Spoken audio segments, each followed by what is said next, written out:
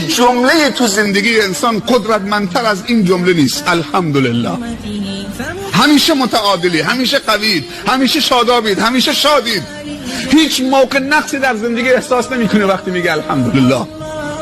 در هر دو حالت سر پایید، مستقیمید، معتدلید، توانمندید، چون تکیهگاهت اللهه.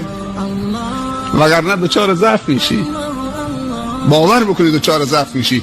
کسی که نگفت الحمدلله دچار ضعفه، بدبخته، پریشانه، پراکنده است. با هر بادی میلرزه، با هر طوفانی میلرزه، با هر کم و کاستی در زندگیش، با هر مشکل زانو میزنه. مگر اونایی که میگن کار خدا شکر خدا، الحمدلله، انا لله و انا الیه راجعون، هیچ موقع مغرور نمیشن و هیچ موقع هم کم نمیارن تو زندگی.